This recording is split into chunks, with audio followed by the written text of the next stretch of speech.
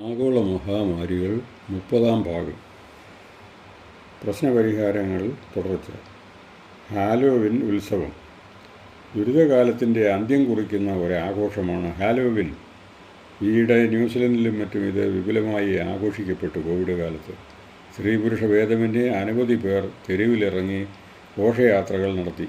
വിചിത്ര വേഷങ്ങളും പ്രത്യേകതരം മാസ്കുകളും ധരിച്ചുള്ള ഈ വിശേഷപ്പെട്ട ആഘോഷം വീടുകളിലും ആരാധനാലയങ്ങളിലും ഭക്ഷണശാലകളിലും ഒരുപോലെ രസകരമായിരുന്നു. നമ്മുടെ രാജ്യത്തെ ഹോളിയുമായി ഒരു സാമ്യമുണ്ടിതിന് എന്ന് പറയാം. ഒരു വ്യത്യാസമുണ്ട്. ഇത് ആഘോഷിക്കുന്നവർക്ക് മരിച്ചവരുമായി സംവദിക്കാൻ കഴിയുമെന്ന് അവർ വിശ്വസിക്കുന്നു. മരണമടഞ്ഞവരെ കാണാനും അവരോട് സംസാരിക്കാനും മഹാമാരിക്കാലത്ത് സാധിച്ചു എന്നവർ പറയുന്നു. മരണദേവനൊരു വരം കൊടുത്താൽ മരിച്ചവർ വീണ്ടും തിരിച്ചു വരും എന്ന സിനിമാ ഗാനത്തെ ഇത് ഓർമ്മിപ്പിക്കുന്നു. മാനസികോല്ലാസവും ഉത്തേജനവും നൽകുന്ന കാര്യങ്ങളാണല്ലോ ഇവയൊക്കെ. യാഥാർത്ഥ്യമറിയണം. ഈ ലോകത്തിൽ ഒരാളും ഒഴിച്ചുകൂടാത്തവനല്ല. ശ്മശാനത്തിലൂടെ നടന്നു പോകുമ്പോൾ ഓരോ കല്ലറയുടെ മേൽ എഴുതിയിരിക്കുന്ന പേരുകളിൽ ചിലർ പ്രഗത്ഭരായിരുന്നു. അവർ മരിച്ചിട്ടും ഈ ലോകത്തിന് ഒന്നും സംഭവിച്ചില്ല. മരിച്ചപ്പോൾ മന്ത്രിമാരും നേതാക്കളും ഒഴിച്ചുകൂടാൻ പറ്റാത്തവ വിടവ് സൃഷ്ടിച്ചു എന്ന്. അത്രമാത്രം. അതൊക്കെ കാറ്റിൽ പറന്നുപോയി. അതിനാൽ ശാന്തരാകുക. നാം ഒന്നും ഇവിടെ അവശ്യ ഘടകങ്ങളല്ല. നമ്മൾ കാറോടിക്കുമ്പോൾ പുറകെ വരുന്ന ചിലർ ധൃതിയിൽ തുരുതുരാ ഹോണടിക്കുന്നു. അയാൾ കയറിപ്പോയി അടുത്ത സിഗ്നലിൽ കാത്തു നിൽക്കുമ്പോൾ പുറകെ വന്ന നാമും അയാൾക്കൊപ്പം എത്തുന്നു. അയാൾ ധൃതി കൂട്ടിയിട്ട് എന്ത് ലാഭമുണ്ടായി?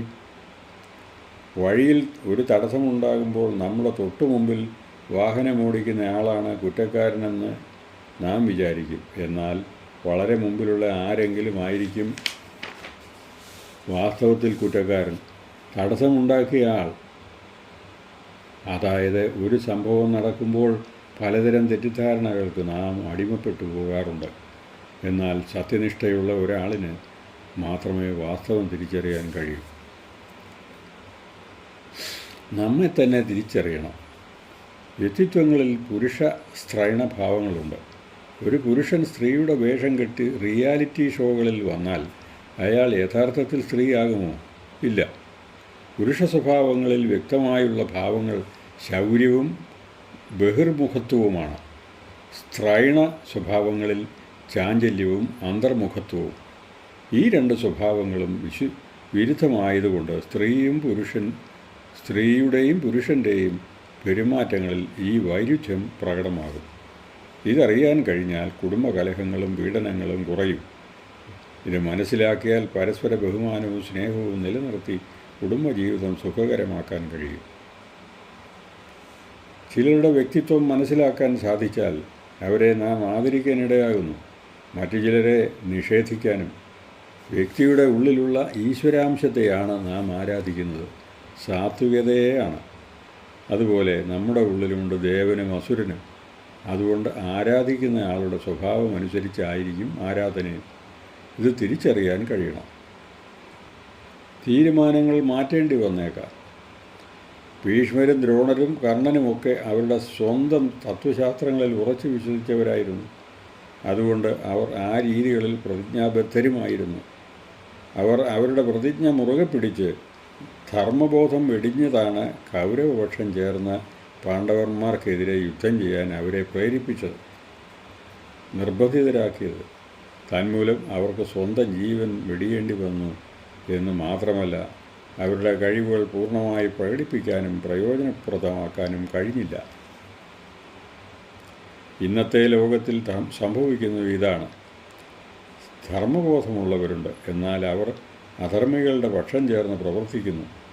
ചിലർ സ്വാർത്ഥ താൽപ്പര്യത്തിന്, മറ്റു ചിലർ പ്രസിദ്ധി ആർജിക്കുന്നതിന്, ചിലർ വ്യർത്ഥവും വികലവും അപ്രസക്തമായ പ്രത്യയശാസ്ത്രങ്ങൾക്ക് വേണ്ടി. ധർമ്മബോധമുള്ളവർക്ക് അധർമ്മികളെ കൂടി ധർമ്മമാർഗത്തിലേക്ക് നയിക്കാൻ കഴിഞ്ഞാൽ ലോകം ഇതിലെത്ര നന്നായേനെ. ഇതിനൊക്കെ കോവിഡ് മനഃശാസ്ത്രവുമായി എന്ത് ബന്ധമുണ്ടെന്ന് ചോദിക്കും. ബന്ധമുണ്ട്. കാരണം കോവിഡ് ഒരു പ്രതിസന്ധിയാണ്. പ്രതിസന്ധികളാൽ അകപ്പെടുമ്പോൾ നാം യാഥാർത്ഥ്യബോധം മറക്കരുത്. ധർമ്മമാർഗം കൈവെടിയരുത്.